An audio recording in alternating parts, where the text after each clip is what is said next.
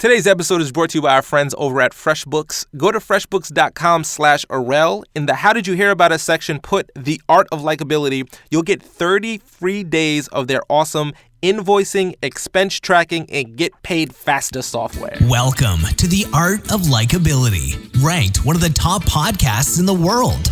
In this podcast, you'll discover how to leverage likability to build stronger relationships, lead more efficiently, close more sales, and keep customers happy while increasing success in your professional and personal life. Let's jump in with your host, Arel Moody.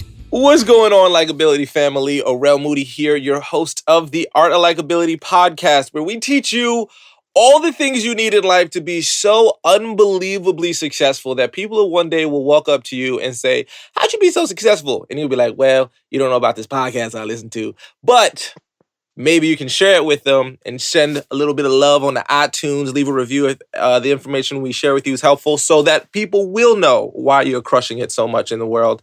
But today, I have to tell you, I am so excited. We have a huge guest with us, everyone. This is a guest that is going to blow our minds. I already know it. I have a lot of folks who really admire this individual, and I want to tell you about him and why he is such a unique individual. And so really just when I say crush it, the dude crushes it. So Perry Marshall is one of the most expensive and sought after business consultants, period.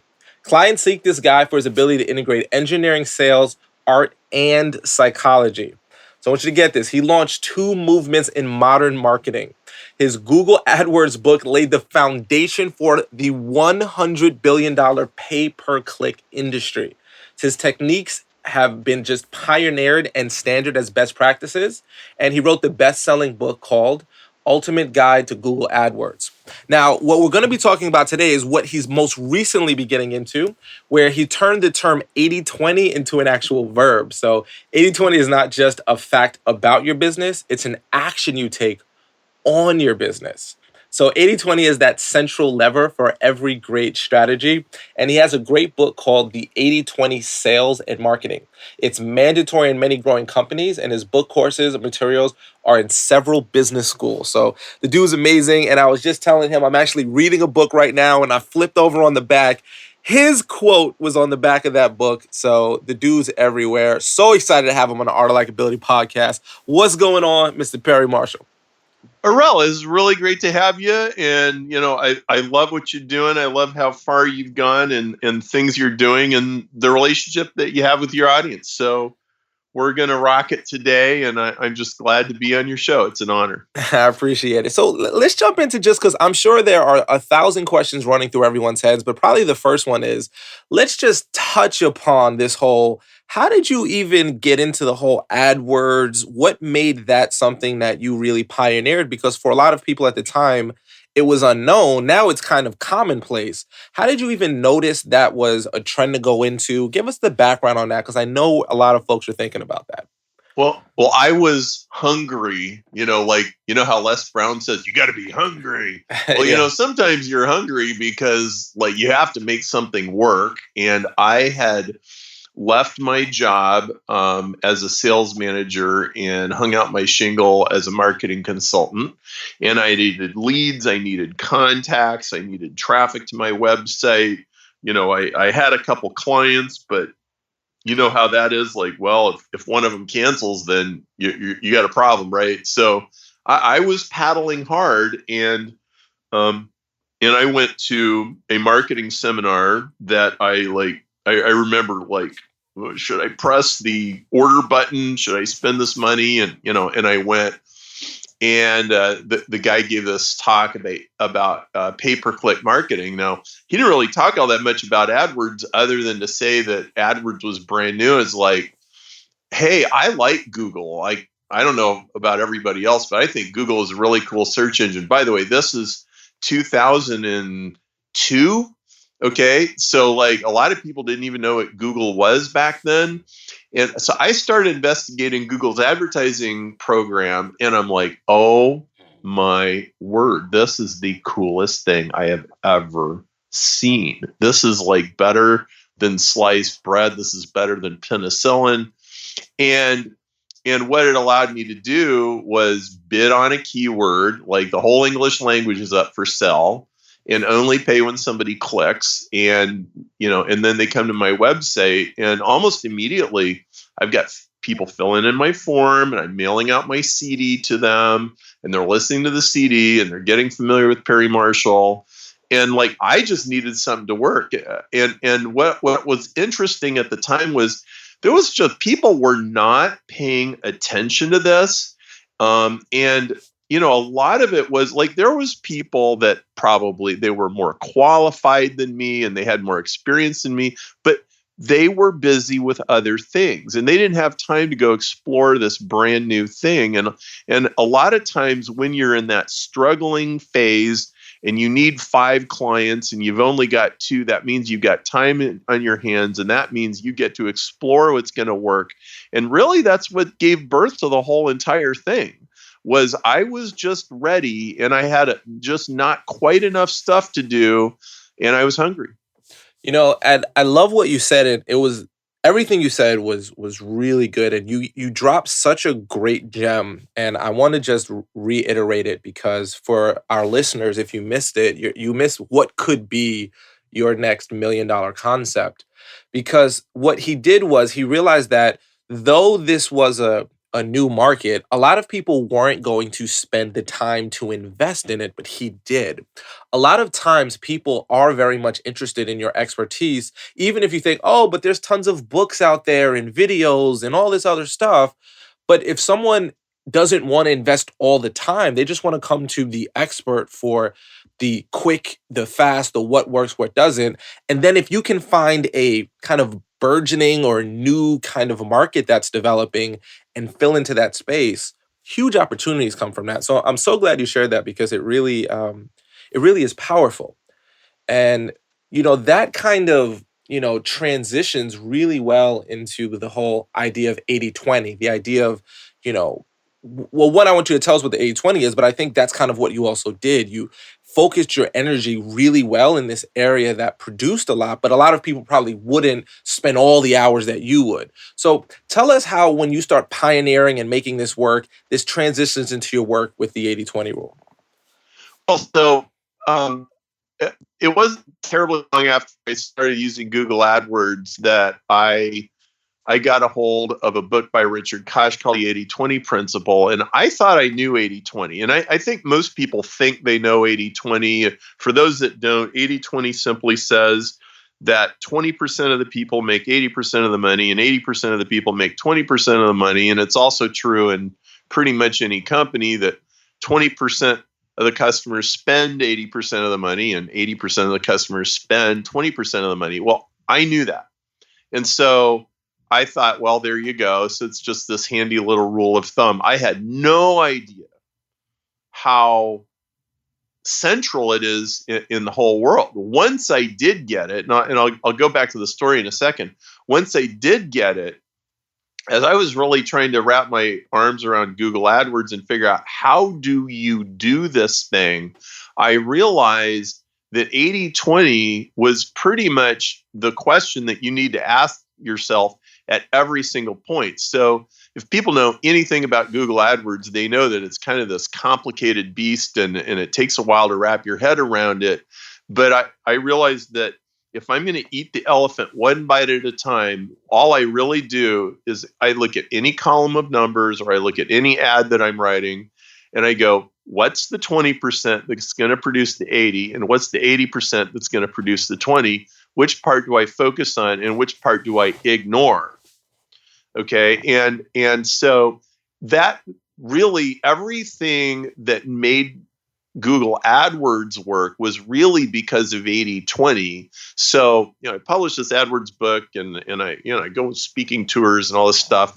And I taught the world Google AdWords, but later I came out with my 80-20 book because I was like, hey folks, this is the secret sauce. Like, if you don't have the manual for how to put together the airplane, like 80-20 is the way you figure out how to put the airplane together. And so it's really powerful, as we'll get into here. So when you say a lot of people, they kind of, and I think it's Pareto's principle, who kind of I think it's a similar same thing, right? Yes, that's it. So we hear the 80-20 and we hear like, all right, 20% of my clients bring me 80% of my revenue. And we hear that, but you also said that a lot of people don't really get it. So on the surface, I think a lot of people can almost brush it off and go, yeah, I get it. Yeah, oh, that makes sense. Like the small people are good. I get it.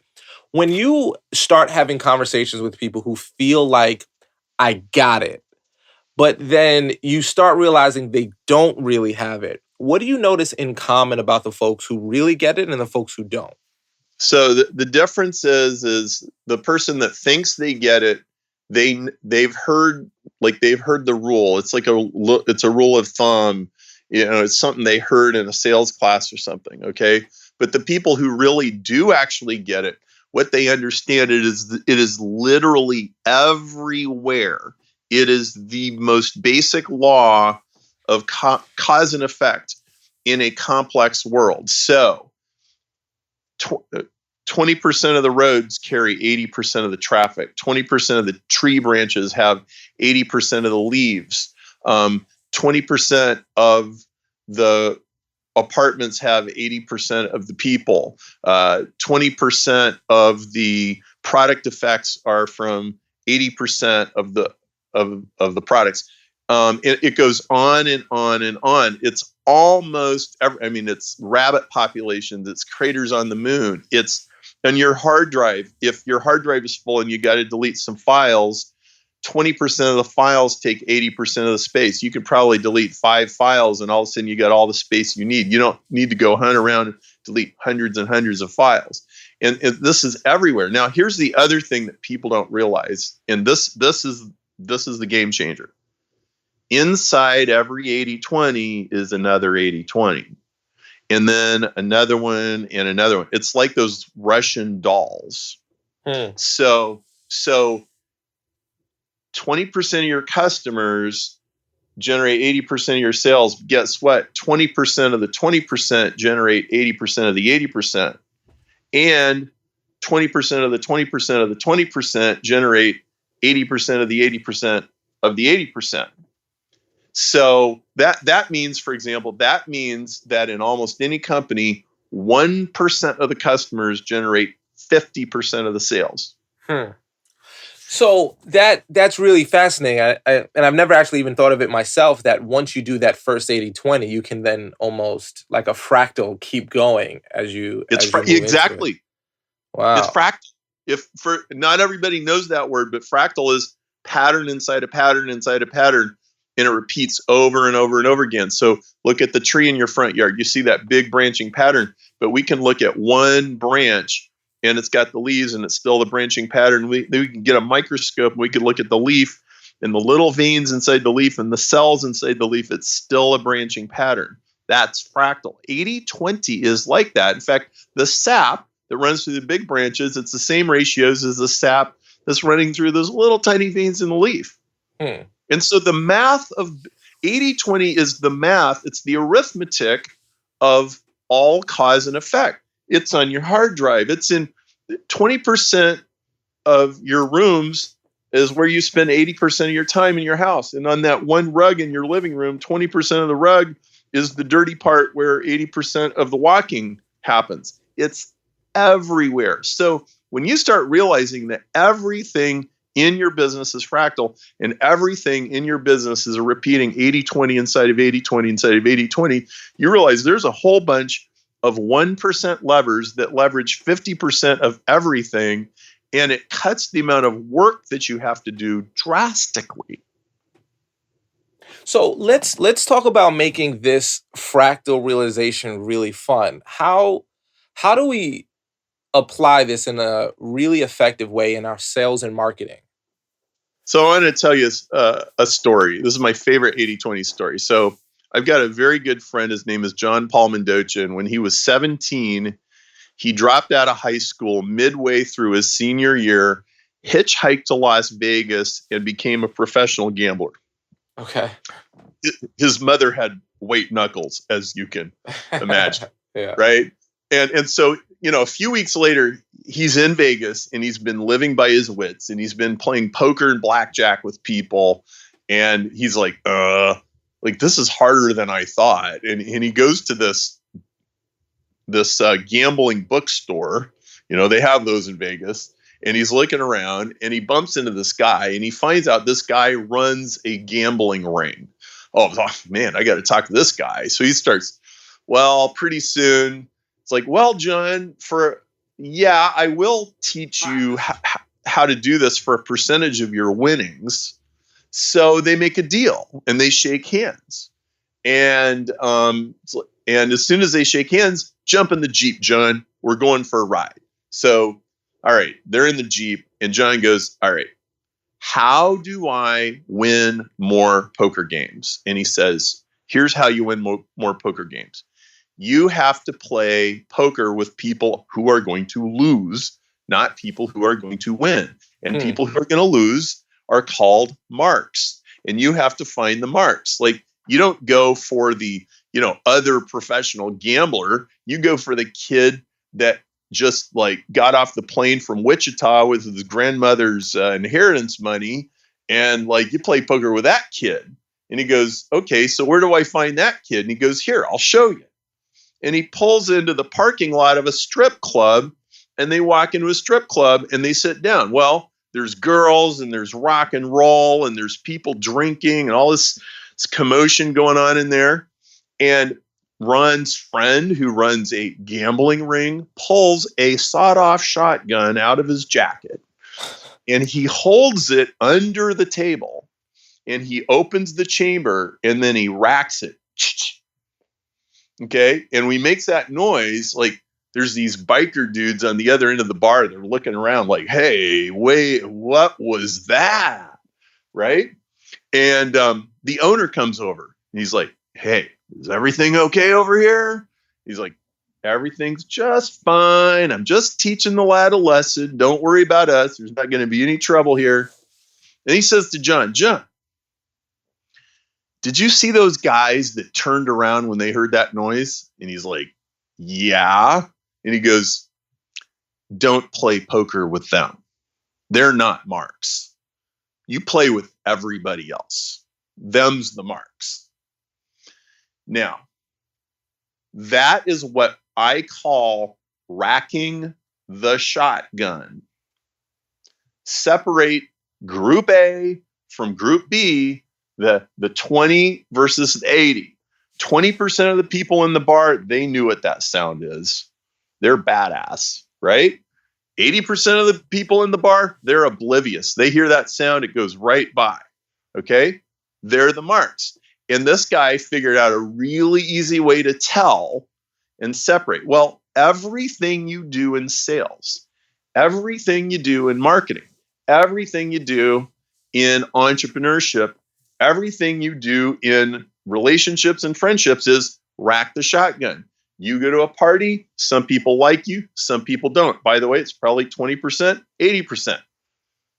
Rack the shotgun. You send an email. Some people open it, some people don't. Rack the shotgun. Some people click on the link, some people don't. Rack the shotgun. Everything is racking the shotgun. The difference is most people are not paying attention, but some people are. So when you say racking the shotgun, does that mean the people that open the email are the people you should focus on? Or does that mean using some type of language that so the sound of the shotgun is that sound that only people get? So is it so I want to make sure I get it. Is it the people who open it are the people who understand it, or you're using language that those people would open? Help me understand that. It's both. So whatever language you used, you've got a minority of people who responded to that language, and you have a majority of people who didn't. Now, what most people obsess about is the ones that didn't. And what they don't understand is you can only deal with the ones who will respond. And the ones who will respond are automatically the 20% that you're going to get 80% of your results from. And so what really happens is sales is not a convincing people process. Sales is a disqualification process. before you try to convince anybody of anything, you should figure out, should I not be talking to this person? Should I not be talking about this person? Should I not? Now, I don't care if you're networking or sending emails or doing Google advertising or anything. If you start from the standpoint of, well, who do I want to eliminate first? It changes your whole posture. It actually makes you more likable because you're not trying to convince people to do stuff. That's fascinating. So would you go as far to say, because I've seen different philosophies of, like, for example, for email headlines or Google headlines, arouse curiosity. So you hit a pain point, but it's arousing pure curiosity. Are you more saying, let me be very, very direct and the people who open are the ones I care about? Or does it depend? I'm very curious. I think curiosity works better after they know you, and I'm direct before they know me. So John, same guy I mentioned that did Vegas, and by the way, he lived there for 4 years, and he did all that, and then at one point he walked away because he realized that he would end up dead if so he totally changed his life, But John has this thing called the 5 power disqualifiers, and they are the 5 things that are always true every time anybody sells anything. And so here's what they are. Number 1, they have the money. If they don't have the money, they ain't buying.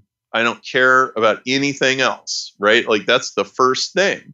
Now, most people are afraid to find out if they have the money, but salespeople with cojones will find a way, whether it's subtly or directly, they'll find a way to figure out, do these people have the money? That's the first one. The second power disqualifier is, do they have a bleeding neck? In other words, do they have an issue that's really urgent? Like, if you go to the hospital and your neck is bleeding, they're going to, like, right away straight into the emergency room, and they're going to start fixing you. If you come in and you got a broken arm, it's like, well, here's a clipboard, and you sit there for 3 hours, right? So the third one is, do they buy into your unique selling proposition? The fourth one is, do they have the ability to say yes? You realize a lot of people that you try to sell to can only say no, but they can't actually say yes because they're not the decision maker. So they can block you, they can tackle you, but they can't actually, catch the football. And then the last of the 5 power disqualifiers is, does this fit into their overall plans? And like I said, every time anybody ever sold anything in the history of the earth, all 5 of those things were true. And so when John left Vegas and went into corporate sales and started selling military technology in Southern California, his boss would say, hey, I want you to go meet with these like 206 people on this list. And John would use 80-20. He'd go, there's no way 206 people are going to give me money. And he would start doing power disqualifiers. He'd get it down to like 10. And then he would meet with the 10. And he'd save a huge amount of time because the other 196 people were never going to give him money. So why would he drive all over Southern California meeting with people that, they couldn't say yes, or they didn't have the money, or they didn't buy into the idea? So let's say that someone is in charge of a client list. They're a salesperson, they're a manager, they're a marketer, they're an entrepreneur, and they've got a client list and they're starting to get aroused by this idea, and they go, okay, I'm feeling this. Okay, I get it. Straightforward. I want to attract the people. Do we look at our past clients and kind of create a profile to figure out who we're going to attract? Or is there another strategy that you would recommend to kind of get this almost perfect client, if you will, that would be in that 20%? Well, whenever I talk to people, I always ask what's working or what has worked in the past. It always gives you clues. So, let's say they need 300 customers, but they've only gotten 15 so far. Well, I want to know as much as I can about the 15. And yeah, it might be things like how much money they have, and or anything like that. Or, are they men or are they women? Are they big companies? Are they little companies? But I'm always looking for It's like, I think what marketers do is they turn dirt trails into paved roads. And if there's not already some kind of dirt trail already there, there's probably not potential for a road, because what you really have to do is amplify natural forces. Now, a dirt trail is an 80-20 of where people want to walk, right? Mm-hmm. They don't want to walk, all over the field or the forest or the farm or the university campus. In fact, I heard a story about an architect who built a college campus. He didn't put any sidewalks in for the first year. He watched where students walked, and then before the next school year started, then he paved sidewalks and put them in. And now it was where naturally people want to go instead of where he thought they would want to go when it was still on the drawing board. And that's kind of a model of how you web traffic or going and speaking at conferences. So like, Arel, you go and you speak, and every time you speak, you have all these people come up to you. And if you're paying attention, like, so which stories are these people talking to me about? And which story did I tell that like nobody even mentioned? Like, I probably should delete that story and go get a new one. Right? Right. Wow. So when we start, addressing, okay, here's the people that are working and, we're applying it into sales and marketing. What happens when someone says, oh, but Perry, they're all different. This one's a great client, but they're rural, farmer from somewhere. And this person, that's a great client, but they're from the inner city of a big city or something. What happens when someone comes to you with, but I'm not seeing that tying line? Is there a way that you can help folks get over that? What's going on, y'all? Taking a quick break to talk about our friends over at FreshBooks. Listen, if you're a freelancer, you're an entrepreneur, 1 in 3 people in America are nowadays. You know what it's like to have a mountain of paperwork. You're rushing to get things done. It's all over the place. The growth of the internet has made it even more possible to be an entrepreneur, to be self-employed, but it absolutely can be crazy, right? So there's an all new version of FreshBooks. It's awesome. If you go to freshbooks.com/Arel and enter the Art of Likeability in the How Did You Hear About Us section, you'll get 30 free days of their awesome software. Let me tell you about some of the cool things that it can do. You got easy invoicing, right? You can make it in like a snap in like 30 seconds. You can customize it, get insights from your clients, get online payments. It's rockstar. You can also get this really cool dashboard. You get notifications. You figure out how your business is doing. You get support from, any questions that you have. They're really, really great with their support. You can do mobile expenses. You can take pictures of your receipts with your phone. It's really awesome. If someone hasn't paid you, they send you automated late payment reminders. It's an amazing software. So if you're a freelancer and you want to free up your time, if you're self-employed, go to freshbooks.com/Arel and put in the How Did You Hear About Us section, the Art of Likeability, and you'll get 30 free days. Awesomeness. All right, let's get back to the episode, family. Yes. So marketing is all number. It's quantities of people. I mean, what's the difference between a marketer and a salesperson? I think it's a salesperson is usually dealing with people one at a time, and like you either sell it or you don't. And in marketing, you're dealing with masses of people and you're dealing with percentages, which personally, that's how I like to roll. I just like that better.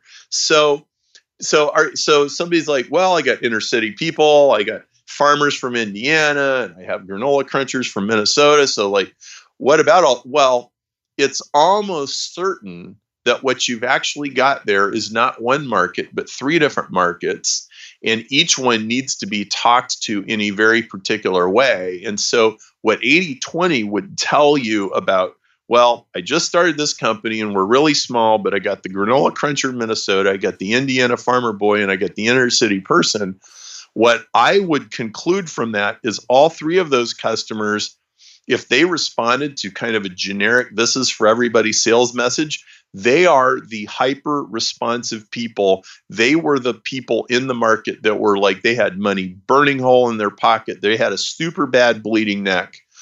And so they're like the 1%.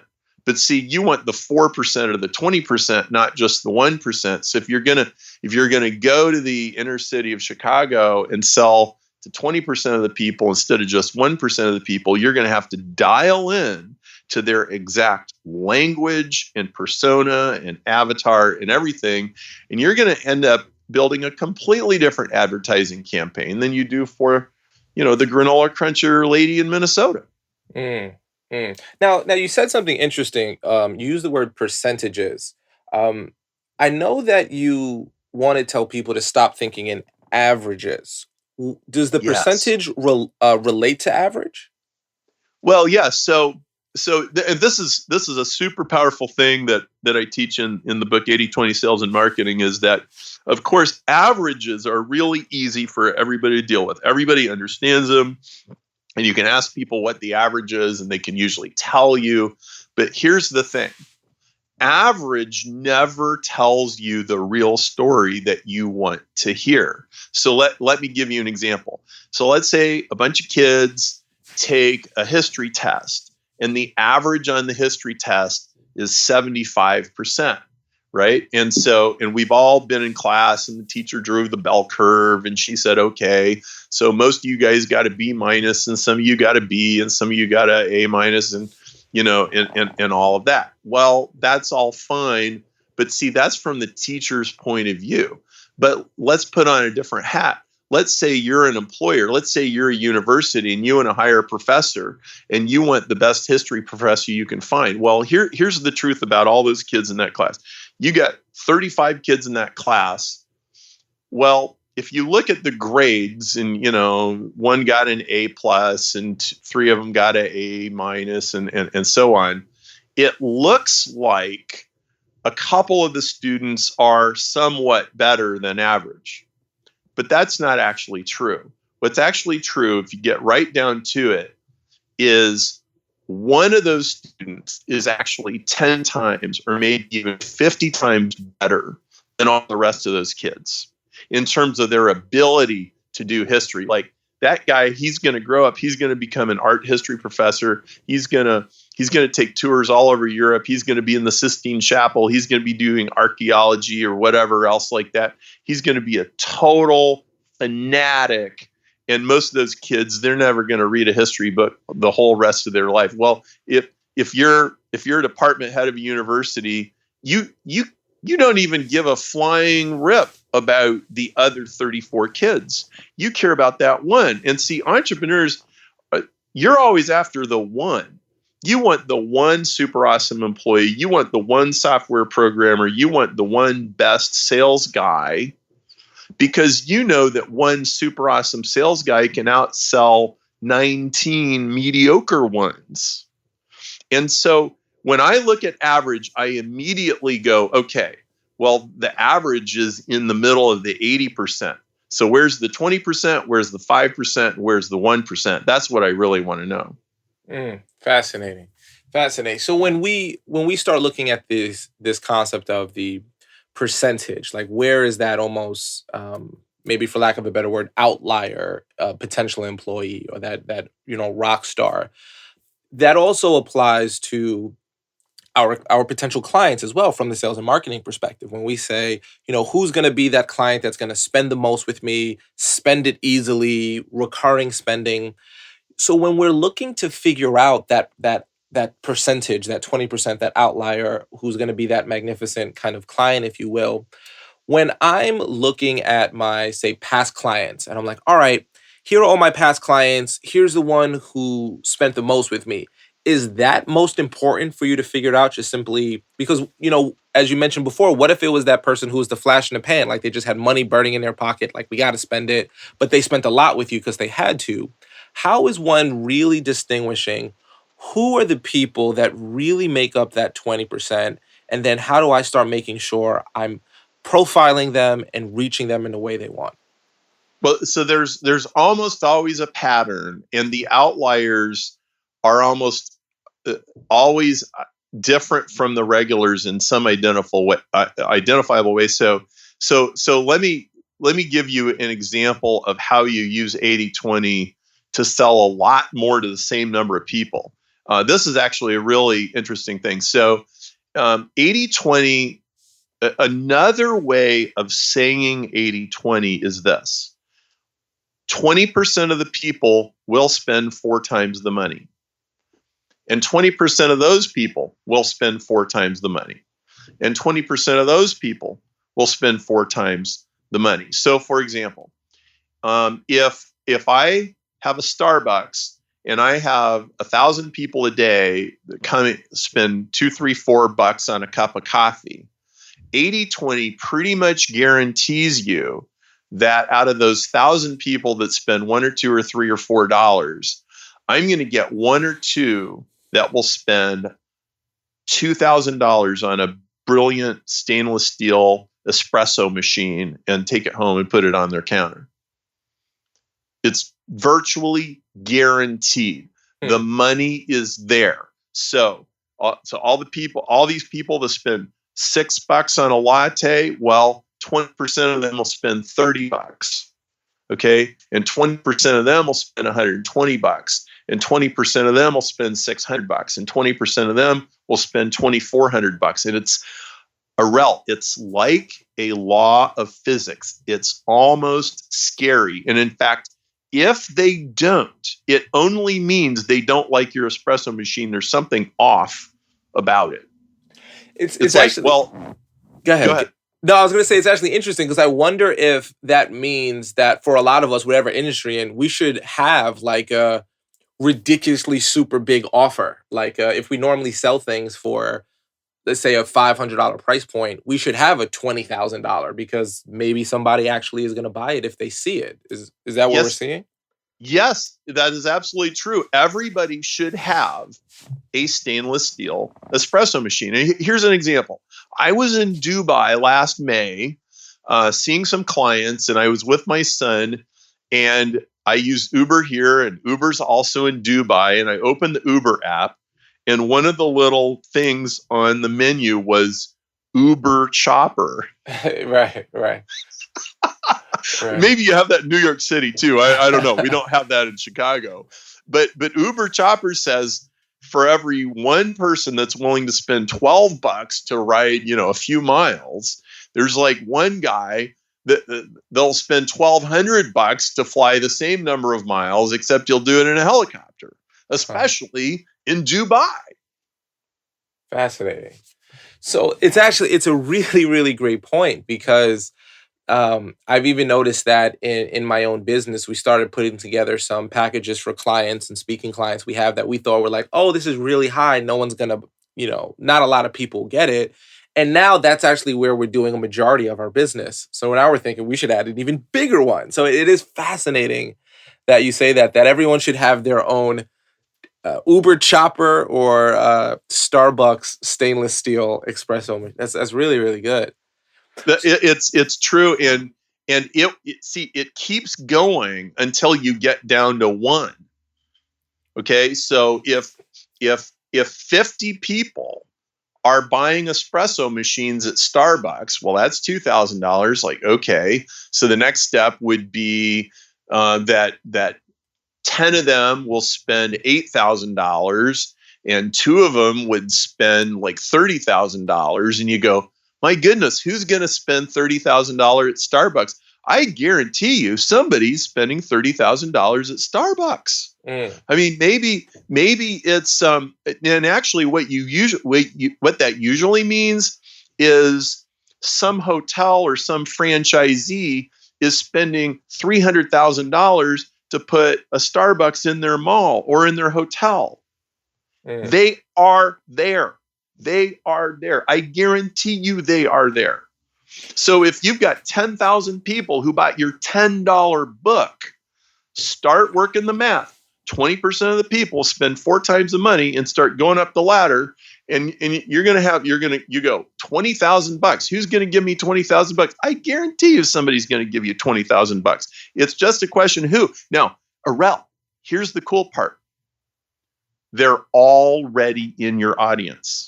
You don't have to go find a new person. They already bought your book. They're sitting there. So they will spend that money if you put the right thing in front of them. So I think, what would be curious is a logistical, recommendation from you. So if someone says, "Okay, Perry, I'm sold. I'm going to start offering the 20,000." Do they offer it up front? Like, here's my $10, my $20, and my $2,000, or is it more of a after you've been with me for a long period of time, then I'll offer it? If folks want to start throwing in their Uber Chopper offer, is there a positioning of timing when that works best? Well, two things. First off, there is no rule. Other than to say, if you're trying to build an email list or a customer list, of course you get more people if you start at the bottom, right? That's kind of obvious. But having said that, what most people don't realize is how fast the big buyers will climb the ladder. I mean, there are people that will show up. They've never been to Starbucks before, and they will buy a $6.50 latte, and they'll buy a bag of coffee, and they'll buy an espresso machine, and like you get an order for $2,035 the very first time they ever came in, and if you were timid or shy about it, or you're like, oh, I don't think they're going to be interested in the espresso machine until 6 months later, then you're just not going to sell an espresso machine. So you don't know. Mm. Well, then that brings up a very important question then, which is the idea of testing. It's going to be different depending upon your market, your sales cycle, what you're selling. How is testing playing into this, and why can it impact results exponentially?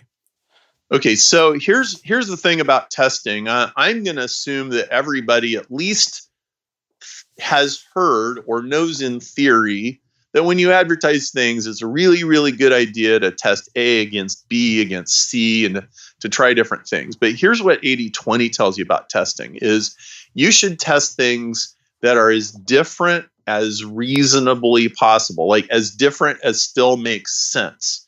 So a lot of people are like, well, we'll try the Arabic coffee and we'll try the Kenyan coffee and we'll put those against each other. It's like, well, what's to keep you from, instead of testing the Kenyan coffee, how about you test the espresso machine, or you test you test the bag, or you test, do I do one upsell or I do 4 upsells all at one time, so that I get a much wider range of things. And like, this is even true if it's just headlines, like headlines on a web page. Because, my Google AdWords book, I've been doing this with people for years. What a lot of people do is they'll change like one word in the headline. No. Instead of using a fear tactic, use a desire tactic that's completely different. Or instead of using a depressing picture, use a happy picture. Instead of an angry picture, use a sad picture. And you go to extremes. And you test the extremes before you start whittling it down to which shade of orange. Mm.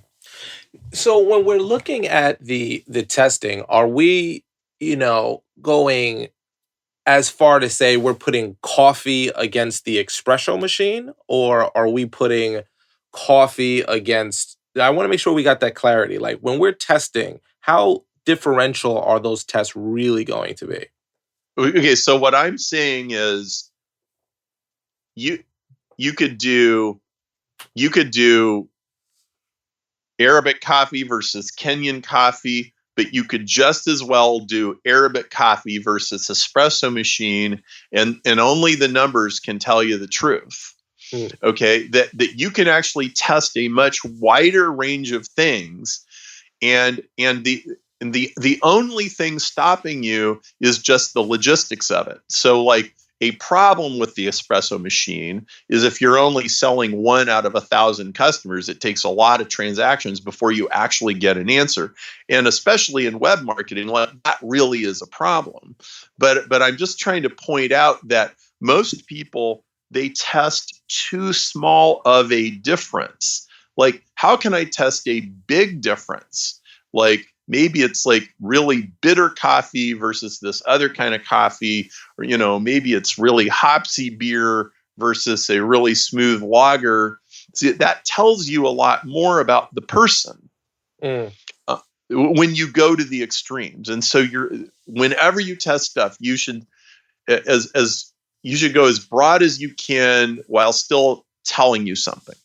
So for our folks who are going to be doing some marketing and some testing, and they want to use whether it's AdWords or maybe Facebook ads or Instagram ads or LinkedIn ads or any kind of social media ad, and they're doing their testing, are they running one ad and then running that like stark comparison different one, and then they're just seeing which one performs better during that same time period? Well, what you ideally should do is you should have A and B getting very, very similar or identical traffic, and you're just tallying up the numbers. So like in Google ads, you want to run two ads side by side, and they're just rotating evenly back and forth.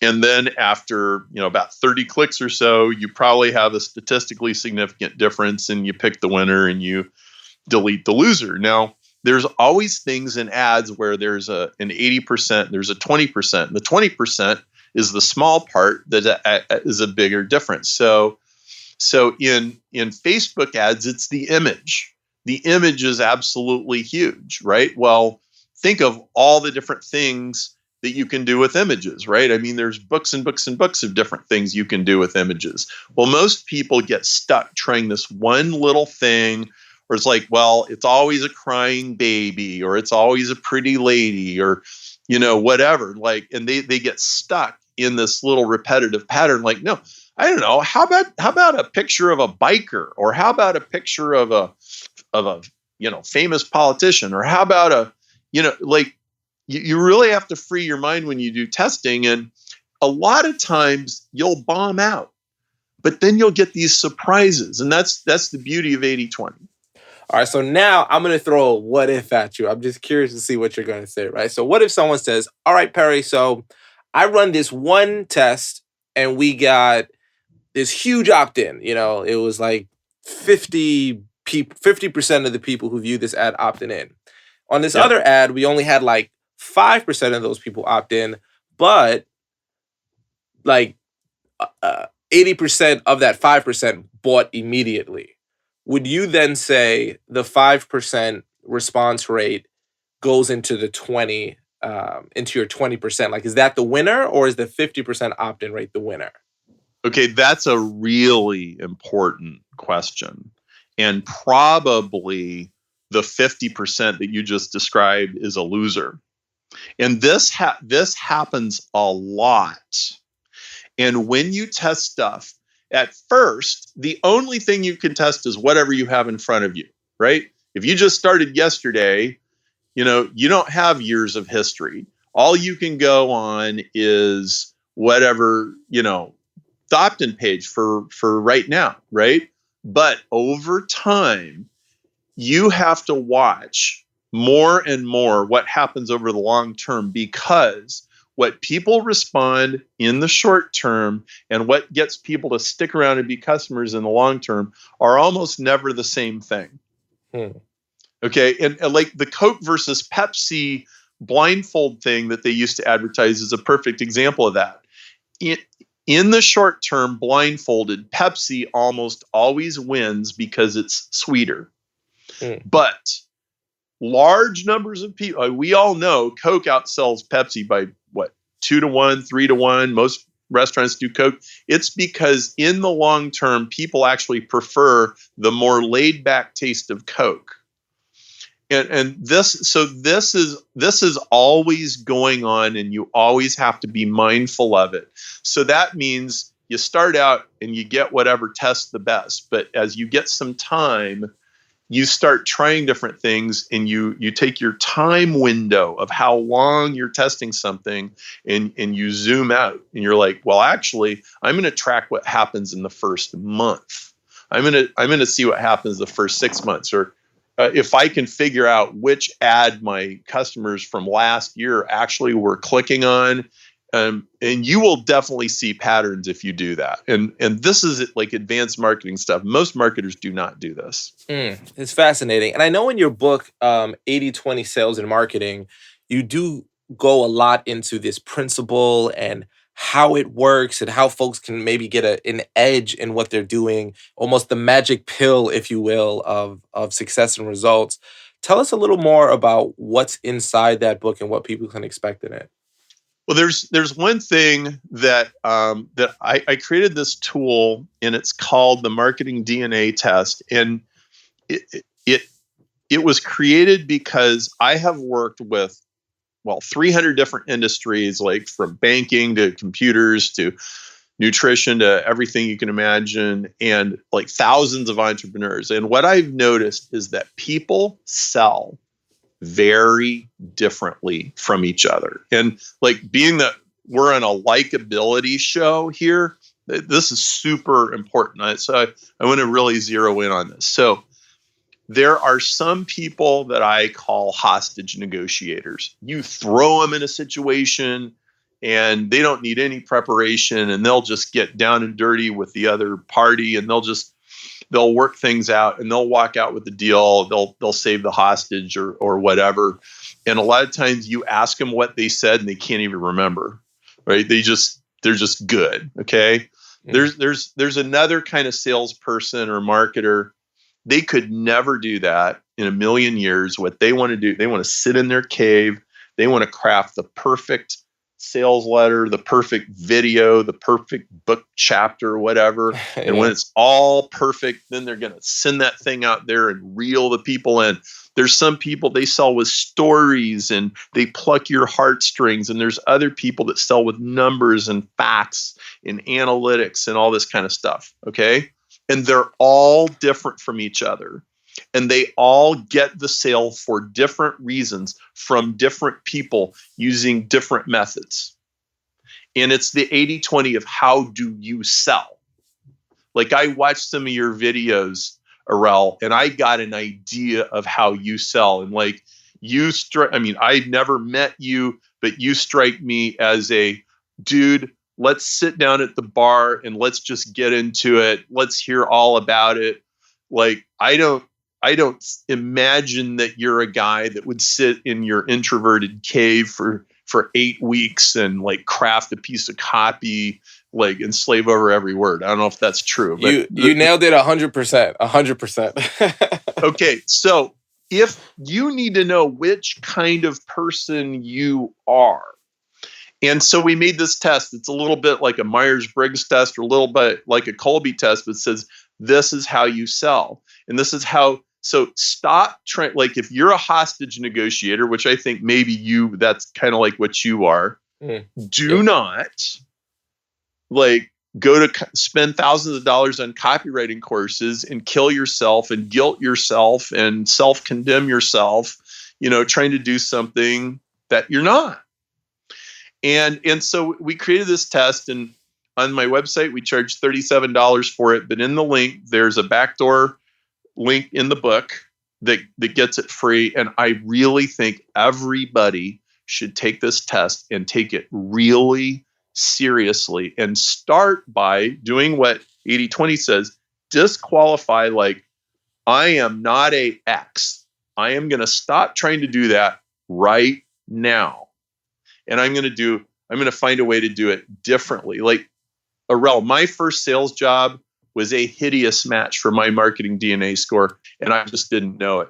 And I was pounding my square peg into a round hole, and I nearly killed myself.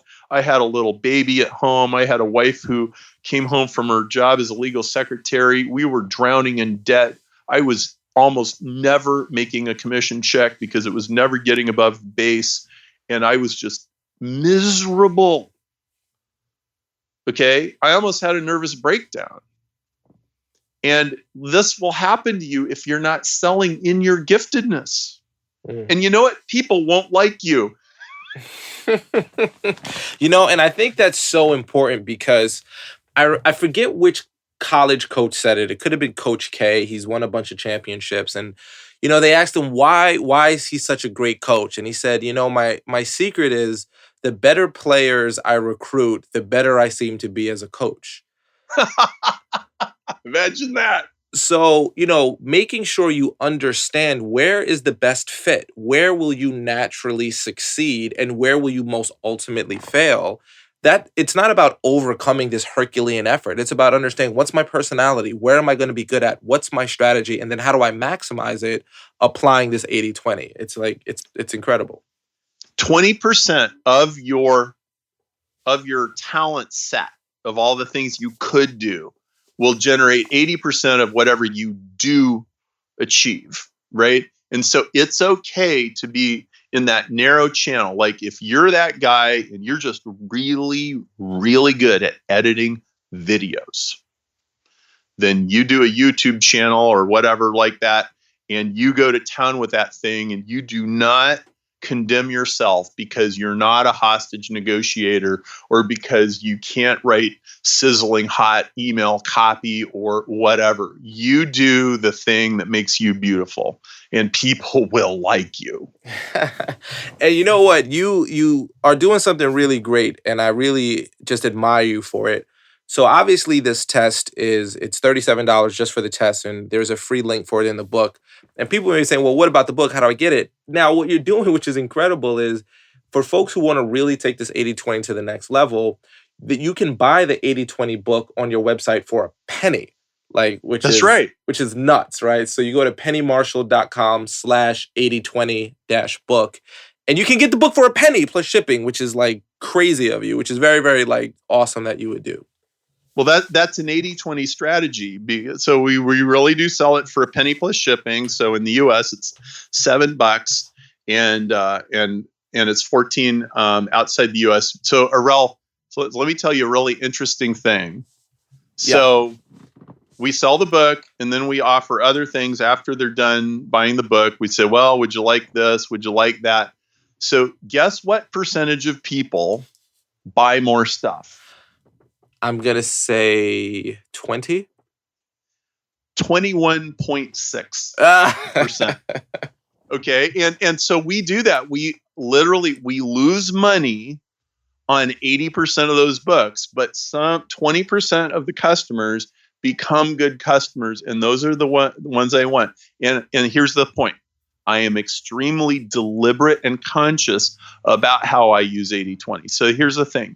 80-20 is always, always, always going on all around you 24/7, 365.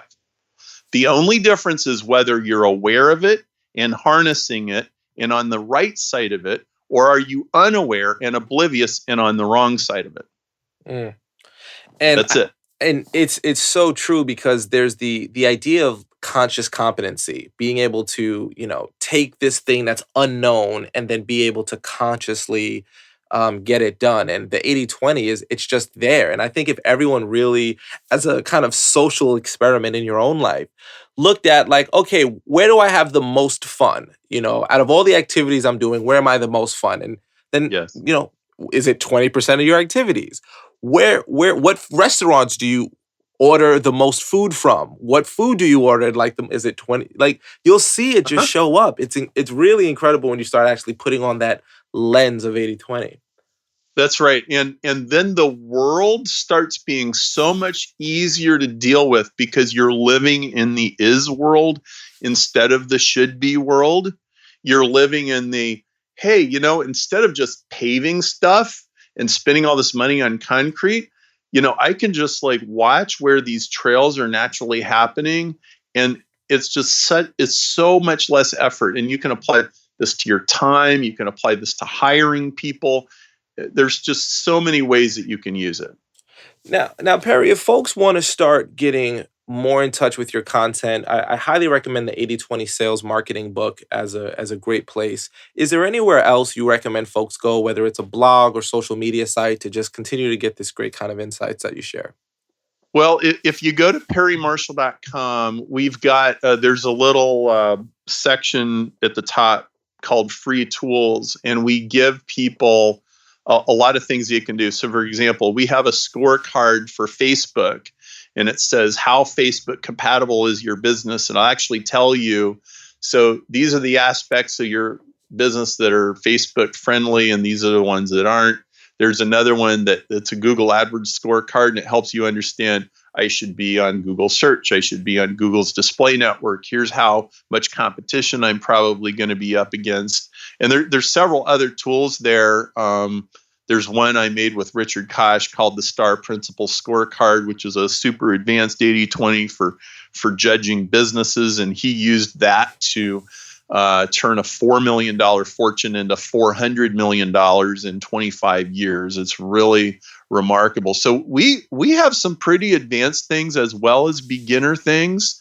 And also, if you buy the 80-20 book, I would like you to watch how we market and sell to you, because it's extremely exquisitely engineered. And you can learn as much from watching what happens as you can from consuming the stuff. Yeah, I mean, for that reason alone, because I'm sure a lot of people have that little curiosity of like, well, how is Perry applying this 80-20 principle, what he's doing? And I mean, what better way to see it than to experience it? That's right. That's right. So it is so much fun. And once you see it, I'm going to warn you, once you really get it, you can't unsee it.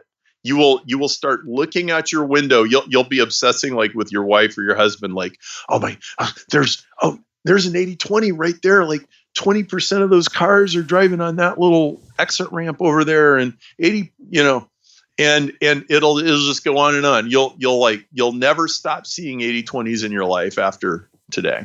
Well, Perry, you have dropped some amazing information, but as we say with every podcast, the information that Perry just shared with us will do nothing to change your life. The implementation of this information will absolutely transform your life. So, Perry, thank you so much for just being an amazing resource and open. I mean, obviously, if anyone hired you for this 1 hour of time, they probably couldn't even imagine what it might be. But you are so generous and so giving, and we just appreciate you pouring all of that 80-20 knowledge into our hearts, which I think will do nothing but make us more successful, make us like life more, like the work we do, and just crush it. So thank you so much, brother. Arel, thank you for blazing a trail and being an example of, rising up from very humble circumstances and doing great things and shaking very important hands and having great guests on your show. So keep the hammer down. I really appreciate what you're doing. All right. You are awesome, my friend. Sending you a big old virtual high five. You can't see it, but I'm sending it to you. You are awesome. Back at you. Thank you.